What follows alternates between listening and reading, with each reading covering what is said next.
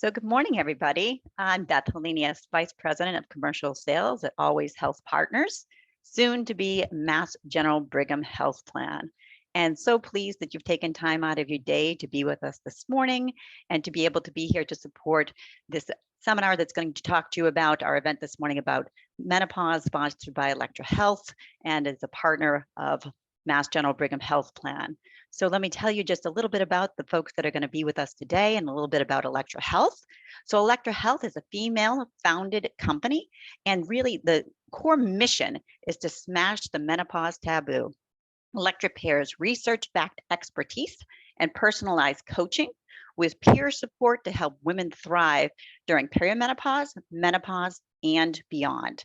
And Electra is proud to have partnered, and we're so pleased they're partnering with Always Health Partners, soon to be Mass General Brigham Health Plan, as one of the only health plans in the nation to offer menopause support to eligible members. And we are here today to learn a little bit more about just exactly how the different components of the plan come together. And we're going to have with us today, and I'm really pleased to be able to introduce to you Jackie Giannelli. Jackie is a member of gives you a little bit more background on Electra's community-based, guide-based. We have information about how to be able to put together education, topics that become personalized for each individual person who's going to be participating in the plan. You're going to find out more information today about some of the online platforms that are all available via virtual private on-demand access. So you're going to have evidence-based expertise and resources. You're going to have support individuals who participate in the program. They'll have one-on-one tech support from a dedicated expert. You're going to have information about symptom-based programming. It's all going to come to you in a safe, private community to connect, to learn, and to be able to be part of a group who's going to be able to learn from each other. There'll be weekly check-ins to support, to stay healthy and to stay supported.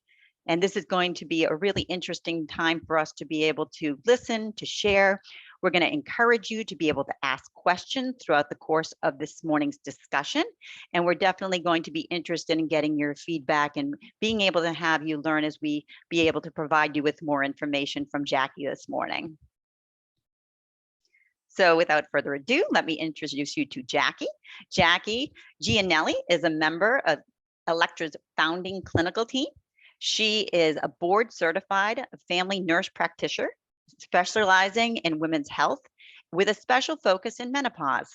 And she is a North American Menopause Society certified practitioner. And so she is an expert in this area. And we're so very pleased to have her here with us today. In addition to Jackie, through the course of this conversation, you'll also be supported at the end by Lisa Beth Doyle. Lisa Beth Doyle is our manager of health and wellness. And so know through the course of this discussion today, you'll be able to ask questions. If they're relevant and timely, Jackie will be able to answer them as we go. At the end, you'll be able to also ask additional questions. So this is a real interactive discussion today, and one of which we know that you're going to find tremendous value. And Mass General Brigham Health Plan is so very pleased to introduce Jackie. Good morning, Jackie. Good morning, and thank you so much, Beth and Kirsten and Lisa Beth, for having Electra Health here today. Thank you for that introduction. As you mentioned, Beth, I am the founding nurse practitioner at Electra Health, and it is World Menopause Month, the month of October. So we are really excited to be bringing this educational session to Mass General Brigham Health. And with no further ado, let's get started. So what we'll do is first, I think, go into a little bit of what is menopause, right? Like what are we even here talking about, and why do we care? And this is a really important time in a woman's life. So next slide, please. So let's, I think, start by understanding what exactly does menopause look like on a timeline-based trajectory. So in the United States, the average age of menopause is actually 51 years old. And menopause is actually just a moment in time. It's a single day marked by when it's been 12 full months without a menstrual period for a person with ovaries. But in this case, I'm going to use the word woman just to simplify it, but a person with ovaries. However, as you can see, menopause really does span, sometimes a 10 plus year, so a decade essentially of time. And it can begin as early as your late 30s, even though that's not shown on this timeline here, because the time leading up to the final menstrual period is what is known as perimenopause. And perimenopause is when our hormones just begin to change, and it may be very subtle and it may not be recognized, but that can happen 8 to 10 years before the age of menopause is 51. That means that it's still very possible that someone could go in, let's say, at 46. Well, if they begin to experience symptoms 7 years before that, now we're looking at 39. So there's the math, right? So perimenopause is very sort of, nebulous time, and it really kind of creeps up. Then we get, so it's broken up into 2 phases, both early and late. And we'll talk a little bit about how those look from a symptom perspective in the next slide. But menopause is also, marked by that final period. And then everything beyond that is considered post-menopause, and a woman can spend up to, a half to, a third of her life in that post-menopausal phase. So it's certainly not an insignificant period of time. Next slide, please. So here is a graph that I really do love, because I think it's a nice representation of what exactly goes on in our body when it comes to our 3 core players in the menopause transition. And those are estrogen, progesterone, and testosterone. And these are hormones that are made by our ovaries, a little bit also by our adrenal glands. And you can see that, at age 25, estrogen, progesterone, and testosterone are all being made in abundance. And as we get closer to that final menstrual period average at 51 years old, things start to fall. But to back up a little bit, we can see that the first hormone to start to drop is progesterone, and that can certainly begin in your 30s. And that, is manifested in ways in the body that are sometimes not always recognized as being part of menopause or perimenopause. You might start to just get really bad PMS, or you might notice that your anxiety and depression is worsening, or you might not be sleeping as well. Perhaps your periods are getting closer together and maybe a little bit heavier. That's all as progesterone is falling. That's in the early perimenopausal phase. Then we move into the late perimenopausal phase. So we're getting closer now to 51, and that is where estrogen starts to fall. And estrogen is a main player, a main driver of many of the classic symptoms of menopause that we think of, right? Hot flashes, night sweats, weight gain, joint pain, vaginal symptoms. There's a lot, and we'll look at that in a moment. But estrogen doesn't just fall nicely, right? Like progesterone does, or even testosterone as it's going down sort of a nice, even, decline. Estrogen falling is like taking a bouncy ball and throwing it down a hill in San Francisco. It's like up, down, up, down, up, down. And that chaotic, sort of erratic behavior is what makes women feel just not like themselves. That's what we hear all the time when we're talking to our patients. It's like, I just can't put my finger on it. I don't feel like myself. And that's because the body is going through essentially a reverse puberty. And that is also what makes the late perimenopausal phase sort of, for many women, the hardest, most tumultuous time to get through when it comes to the perimenopausal transition. As you can see, everything's sort of beyond that into your 50s, 60s, and however long you live, your hormones are low, yes, but they are stable. So that stability is a nice thing to look forward to, I think, when you're in the midst of that chaotic sort of, up, down that we see there. So next slide, please. So these are, as you can see, the hallmark symptoms, but also the many symptoms of perimenopause and menopause. We have over 34 symptoms that we know of perimenopause and menopause that can manifest in different ways and different times and in different orders. There is no one size fits all normal menopause experience. And that is because there's any number of permutations of ways that you can experience these fluctuating hormones. Estrogen receptors and progesterone, testosterone too, are literally in every single organ system, from our hair to our, to our gut and to our toenails. And so not every woman will experience every single symptom of menopause. Hopefully that, wouldn't wish that on anyone. But 75% of women are going to experience, probably more than that, honestly, it's probably underreported, but will experience sort of the classic symptoms of menopause: hot flashes, night sweats, mood disturbance, sleep issues. Those are the ones that sort of become the most bothersome, the most disruptive in the workplace, the most disruptive to home life, to relationships. So those are the ones we hear about the most, and usually what drives a woman in to see her provider for help. However, I don't want to minimize the fact that there are a lot of other annoyances, nuisances, things like body odor, burning mouth, certainly joint pain is one that's not always understood as being part of perimenopause, urinary symptoms. There are many, many of them. So I know this can feel overwhelming and look overwhelming, and that's something that I think we need to change in terms of understanding that there is so much that can be done to address all of this. So with that said, next slide, please. What can you do about it? So I don't want you to think that perimenopause is just this awful, terrible time in a woman's life when all these things are going to happen and you're just, not going to function well. And, we just have to dread looking, the time that's to come when we're thinking about, being a woman in our 40s, like, okay, what's going to happen in the next 5 to 10 years of my life? Electrohealth, myself, this is something I talk about all the time. There is so much that can be done to manage the symptoms of perimenopause and menopause. Next slide. So that is, what we like to refer to as smashing the taboo and reframing the change. Menopause and perimenopause can be one of the most empowering times in your life, because it's a portal. It's an opportunity to move from your reproductive years to the years beyond that, where you get to reinvent yourself, which we don't get a lot of opportunities to rethink and reframe how we see ourselves. And perhaps that looks like, your children are now out of the house and you're taking on a career change and you have more time to yourself. Perhaps you feel more creative. Perhaps you have, the financial means now that your children are through college, even to travel or to do different things that you hadn't had the opportunity to do before. These are all things that, our patients tell us. These are silver linings, certainly, to what can be a little bit of a difficult transition, sometimes a very difficult transition, but it's an opportunity. And really, it's a time to practice self-love, self-care, be patient, be kind with yourself.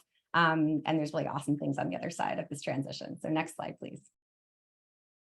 This is an overview of how we can actually take charge and be empowered as we move through the menopause transition. So I like to put them in these symptom relief solutions in 3 buckets. So we have lifestyle and behavioral changes. We have supplements and other over-the-counter products and solutions.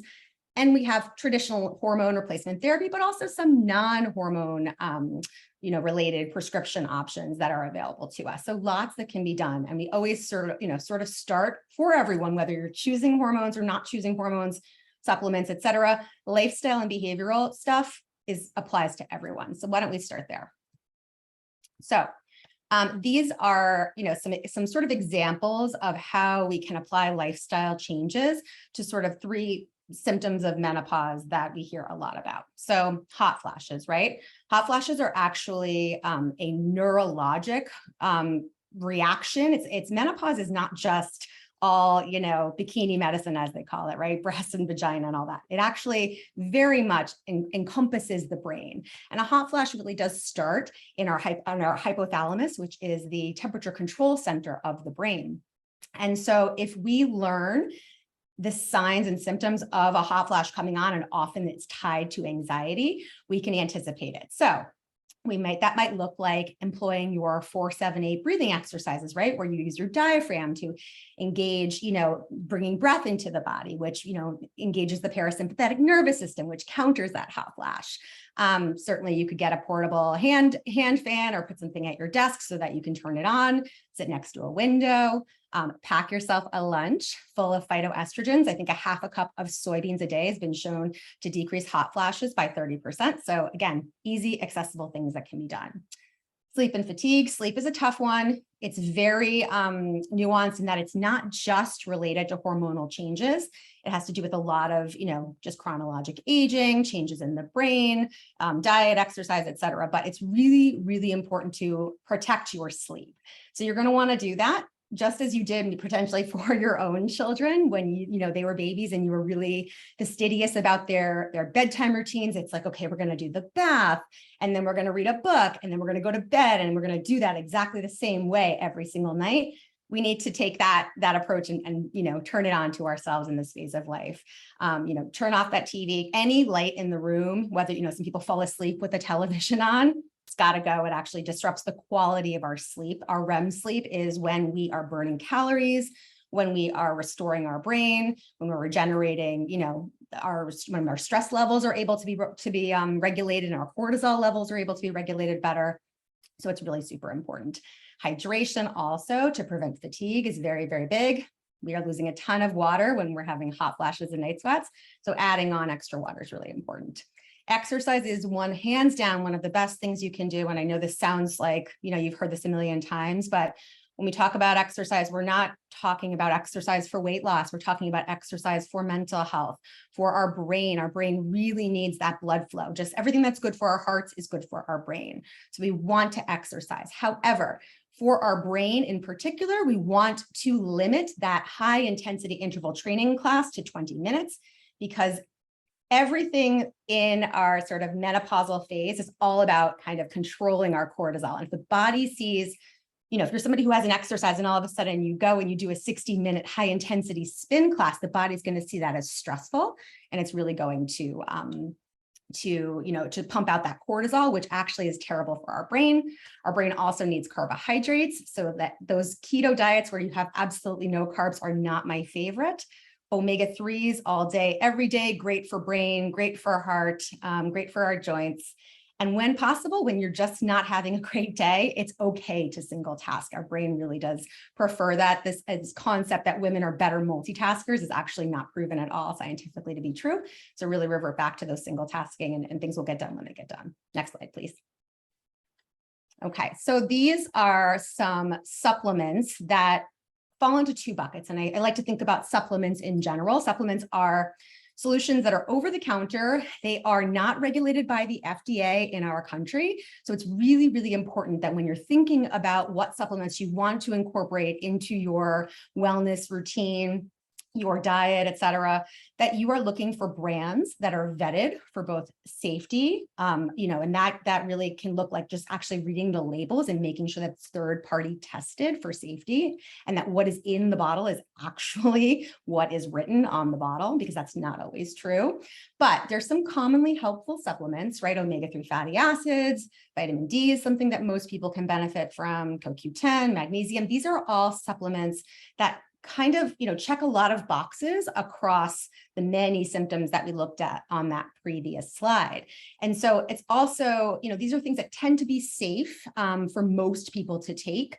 However, it's always, always important that you vet your supplements through your general practitioner, your OBGYN, somebody who can help you look at what medications you're taking, what your medical conditions are, and plug holes with supplements. And that, is something that, I think people sometimes forget when you're filling out those intake forms and they're asking for medications. Make sure you include your supplements as well in that box. On the right-hand side, we have sort of symptom-specific supplement solutions. So for sleep, for instance, ashwagandha and melatonin. We talked a little bit about phytoestrogens for hot flashes. If you're somebody who's had breast cancer, you maybe want to stay away from some of those soy isoflavones potentially. Although soy is safe, some of the more estrogenic supplements can, be potentially, controversial in terms of breast cancer. So something like Swedish flower pollen, which has absolutely no estrogenic activity, might be something that you could try. Brain fog, our brains love omega-3 fatty acids. If you don't have fish at least 1 to 2 times a week, fish oil might be something to add in as well. So this is by no means sort of a exhaustive list of the ways we can help with supplements. But if you are interested in a little bit of a deeper dive into the best supplements for menopause, we do have an Electra guide for that, and we're happy to share. Next slide, please. Okay, now to sort of the meat and potatoes of hormone therapy. We used to call this HRT, or hormone replacement therapy. It's now referred to as HT or MHT. And so even myself, sometimes I slip up, and it's easy to say HRT because it's what we've been talking about for 20 years. But HT is the new way to think about it, because we're not actually replacing hormones. We're using hormones as therapy, right? Hormone therapy is actually only FDA approved right now when we're talking about systemic HT. We're talking about treating moderate to severe hot flashes, and we're talking about treating bones. We're also talking about treating vaginal dryness or painful sex. Those are FDA approved indications for hormone therapy. However, we often use hormone therapy to address the myriad of symptoms that we looked at earlier because, like I said, estrogen receptors are in every single body part that we have. And so you really do need to think about, your hormone therapy as holistic, right? Like, what are my most bothersome symptoms and how can I address them? Do I want to use hormone therapy? Do I not want to use hormone therapy? To back up for a moment, we are working our way out of the past 20 years where in 2001, the Women's Health Initiative study came out and told us literally overnight that hormone therapy was going to cause breast cancer and we would all have blood clots and strokes.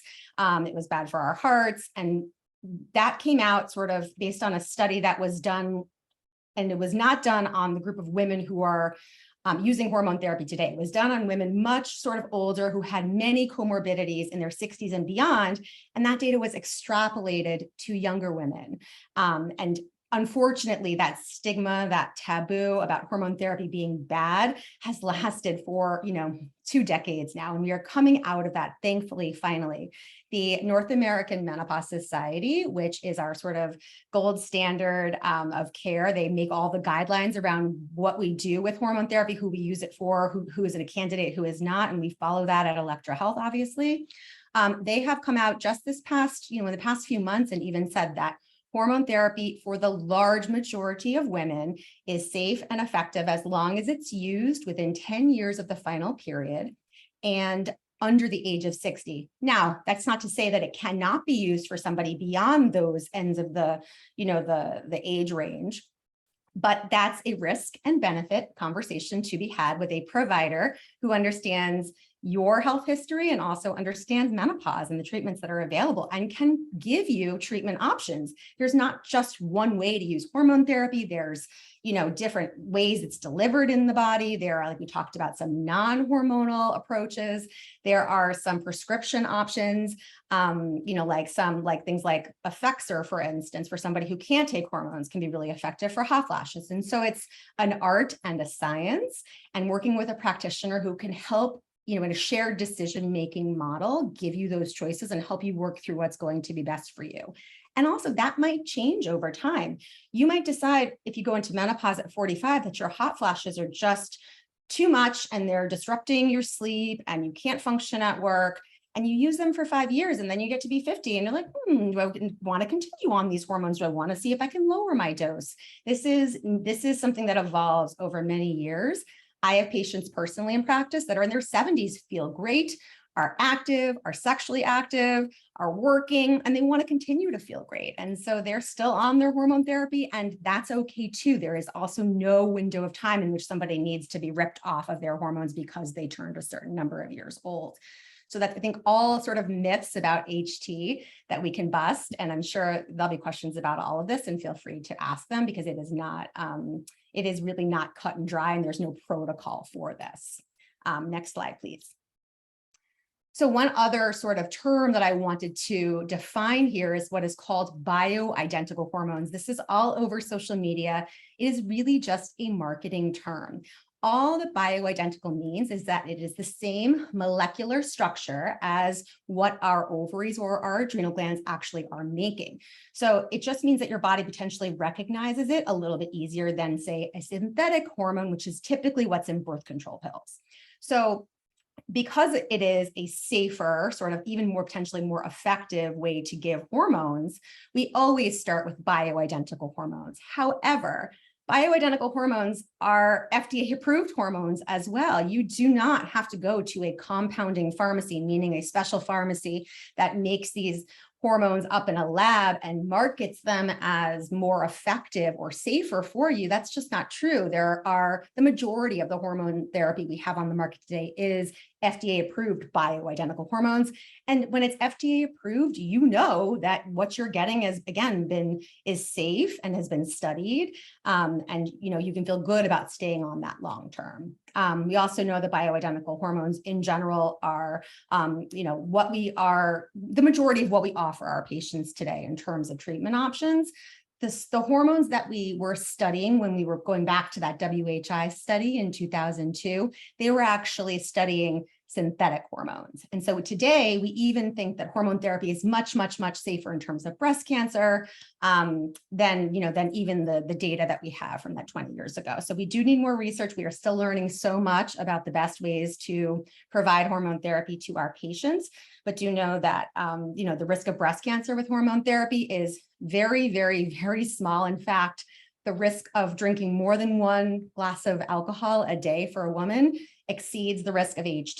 The risk of being overweight actually exceeds the risk of AHT. And so there's a lot of, ways that we should think about this. What is the risk of not taking hormone therapy if you're somebody who is at risk, say, for diabetes potentially? Or what is the risk of not taking AHT if it means that you're, going to develop some urinary symptoms and get recurrent UTIs and have to be on antibiotics? Like, there are other risk benefit analysis that are important to have as a part of this conversation. Next slide. So very quickly, we will talk a little bit now about how does menopause show up when you are at work. Next slide, please. And so this past summer, Electra Health conducted a very interesting menopause in the workplace report where we spoke to over 2,000 women in an effort to find out what did they want? What did they want from their employers? What did they want from their insurance companies? What are they experiencing at work? And obviously these were de-identified answers, and women could really be honest about how menopause is impacting them in the workplace. Certainly the pandemic also was factored into that. But as you can see, almost the large majority of women report experiencing at least one symptom of menopause in the workplace, the majority of those symptoms being hot flashes, fatigue, mood changes like anxiety, and then, even beyond that. So there's a lot of ways that menopause can unfortunately impact women at work. Next slide. And this is showing up, unfortunately, also as missed days of work. 1 out of 5 women having actually left her position or considered leaving her position due to not feeling well because of menopausal symptoms. And you can imagine that women in their 45 to 55, in that age range, 45 to 55, these are women who've worked their way up, in their careers, they're in leadership positions.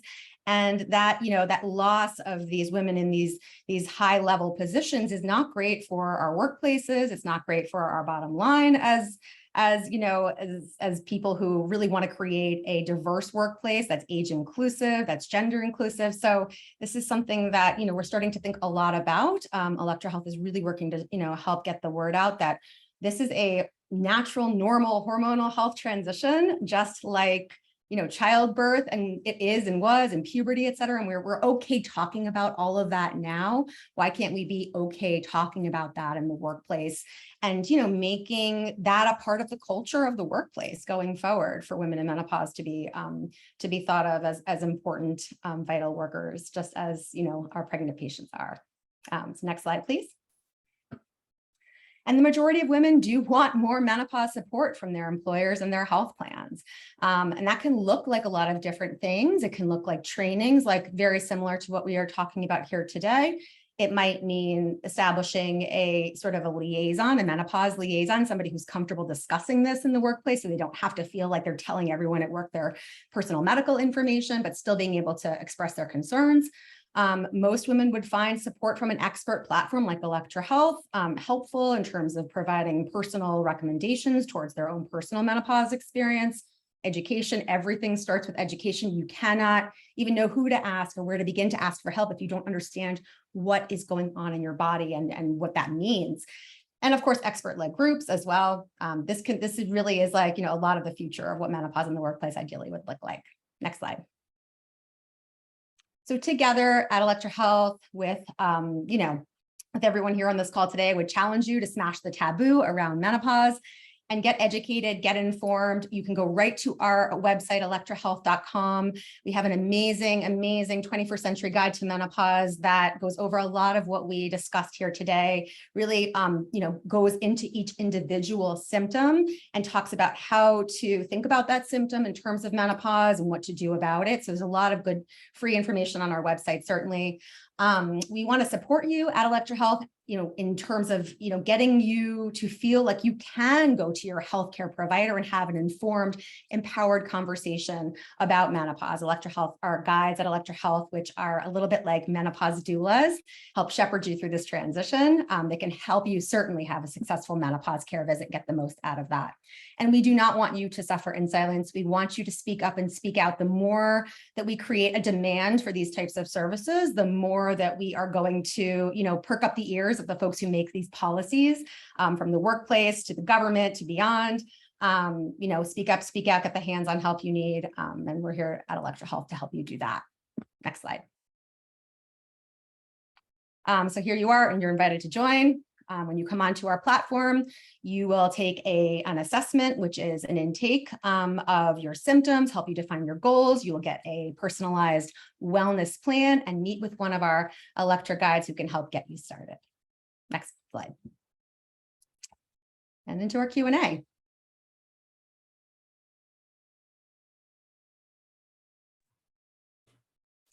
Hi, thank you, Jackie. Thank you. This was really, really great. Thanks for all the information. We do have some questions that are coming in already, so let me get a couple of those over to you.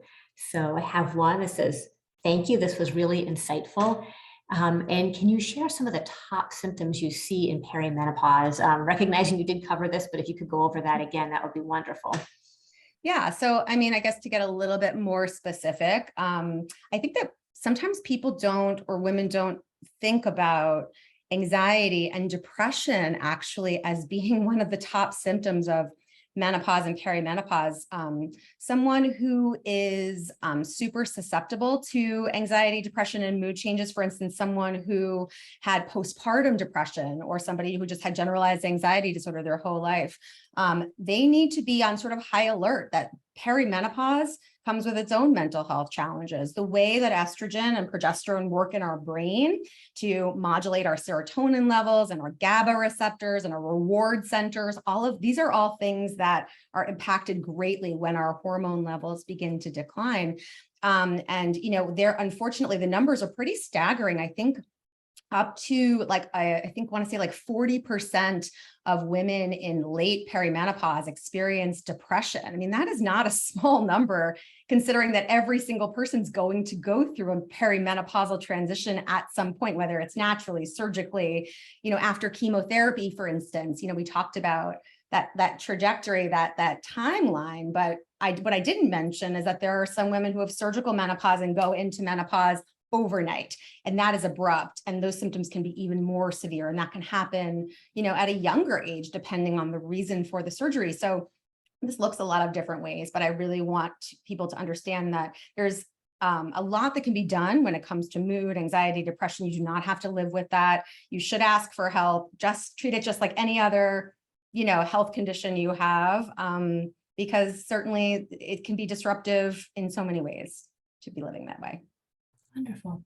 Yeah. Thank you. And then we have an ask if it looks like there was a link on one of the slides to the 21st Century Guide to Menopause. Is that something that we can share with folks after the presentation, or that link that's able to be accessed? Certainly, yes. If you just go to electrahealth.com, Electra with a K, right at the top, there's a link that says Meno 101. And we can certainly share this out, but for simplicity, if you just click on that link, it takes you right into our guide, which is stratified by both stage and symptom. And it's just a really easy way to get some quick information. I know I use it all the time. Great, thank you. And then I have a question on diets and exercise plans. And there's a lot of information out there on lifestyle habits and changes to help reduce weight gain and bloating and what have you. Do you have any recommendations on what sorts of eating habits and exercise may be best? Certainly. So when it comes to diet, there's a lot of different diets out there, and not one diet in particular doesn't necessarily, work for everyone when it comes to weight loss. But when it comes to health and wellness, the research does point to that the Mediterranean diet is sort of the best diet for menopause in general, and probably just for health and wellness in general. And that's because it is rich in antioxidants, foods that are anti-inflammatory, high in fiber. These are all things that are crucial when we think about managing our menopause experience from the ground up. Fiber is we need to be getting so much more fiber than we are getting. It helps, hormones be metabolized properly. It helps maintain weight. It's excellent for patients who've had breast cancer. I recommend my patients who've had breast cancer get at least 40 to 50 grams of fiber a day. So that's really, super important, certainly. But you want to think about an anti-inflammatory diet, right? Estrogen helps our bodies to stay in this sort of like stable equilibrium. And when we lose estrogen, things flare up that were maybe kind of quiet before, things like autoimmune conditions, right? And so inflammation in the body is bad in general. It's bad for our heart, it's bad for our brain. And so eating an anti-inflammatory diet is a great way to counter that. When it comes to exercise, we know that during the menopausal transition, there's a shift in, total weight, but also in body composition. So we're moving from that pear shape, which, is what we think about more, around the thighs and buttock area, to weight being put on around the midsection. And weight that is what we call visceral fat, or fat around our kind of core organs, is actually the worst kind of, body fat to have. Certainly it's metabolically active on its own, meaning that it's contributing to insulin resistance when we're putting weight there. Now, everybody, as we age, just chronologically, is going to experience a change in body composition. So this is not to say that we should not expect to be the same weight that we were when we were 25 as when we're 55, but to have realistic expectations that, yes, it's okay to put a few pounds on, but if you're noticing that your waist circumference, right? That's probably a better indicator of health than our total weight, or even, BMI. Like BMI is not a great indicator of health. So, I encourage, women to know their waist circumference. Anything I think over, 31 inches, or 32 inches is certainly getting into that category of added health risk. And one of the best ways that you can help mitigate that change in body composition as you get older, certainly exercise every day, move your body at least 20 minutes, 5 times a week for moderate intensity exercise, but really start to incorporate strength training and building lean muscle mass as a way to burn extra calories and maintain our bone strength, right? It actually helps with insulin resistance. And that's not something that women have always thought to do, or that we weren't sort of, socialized. We're always socialized into thinking that we needed to do as much cardio as possible, burn as many calories as possible, calories in, calories out. None of that is really true. I mean, certainly calories matter, but also thinking about putting on lean muscle mass is one of the best ways that you can maintain your health, your stability. Your core strength is really important, so that when you fall, you don't break a bone, right? If you have good core strength, you won't, that you're less likely to fall. And we know that women who, have more, like leg muscle, for instance, they actually, do better cognitively. So there are ties and things that we don't necessarily fully understand why that is, but these are some of the interesting sort of data points that are coming out. So lift weights, lift heavy weights. Stacey Sims has a really great book out now that talks a lot about exercise during the menopause transition. I'm totally blanking on the name of the book right now, but it's by Stacey Sims, and she's an exercise physiologist, I believe, out of Stanford, and she has a lot of really interesting things to say. So those are my high-level tips. Wonderful. Thank you. Thank you. And good question is, how does somebody find a provider who really understands menopause? Yeah, so it can be challenging. Only 1 out of every 5 OBGYNs has any training whatsoever in menopause during school. And that's beginning to change as we are, having these conversations. But that's going to take a really long time to actually get those med students, right, taught and then deployed into our workforce. And so in the interim, certainly the North American Menopause Society has a really great website where you can go on and look to see who is a menopause provider in your area who's certified. Like, as I mentioned at the beginning, like I am a nationally certified menopause provider by NAMS. However, you may find, depending on where you live, there aren't any near to you, or the ones that do exist may have wait lists. So, talking with your friends, looking to see, maybe going to these websites or calling some offices and asking who in your office is really interested in menopause. Do you have some, because it may not have those initials next to that provider's name, but they may be attending these, these conferences that we all go to and really taking a personal interest in it. I think that that's one way. And certainly Electra Health, as a resource, a lot of what we do is, our guides get asked all the time, can you help me find a provider that I can work with, to, prescribe hormone therapy, or to help me, navigate this transition from a medical perspective. And our guides are working hand in hand with patients all over the country to do that. Oh, you're on mute. Oh, you're on mute. Sorry about that. That's We have one more question, which is actually, I think, time to go to our final slide, which is, can you share information on how to sign up for Electra? So Yes. have this slide here with some information on it. This is specific to Always Health Partners members. Just as an FYI for folks who haven't heard about this, we will be transitioning from the Always Health Partners name to Mass General Brigham Healthcare. Sorry, excuse me, Mass General Brigham Health Plan. I need to get used to that in 2023. But for now, we remain Always Health Partners. If you are an Always Health Partners member, you may be eligible for an annual membership to Electra Health. We have a link here, and we can get that out to folks as well after we wrap up. If you're not sure, you can also contact us. If you are not an Always Health Partners member, you can reach out to Electra. We have, again, the email address here, and we'll be sending that out as well. So you can check in with Electra and find out how to join Electra. So thank you very much. This has been wonderful, all sorts of great information. Again, keep your eye on your email box. We will be sending out a link to the recording of this presentation, as well as a brief survey, and we hope you'll take a few minutes to answer that. And I wish everybody a great day. Thank you very much.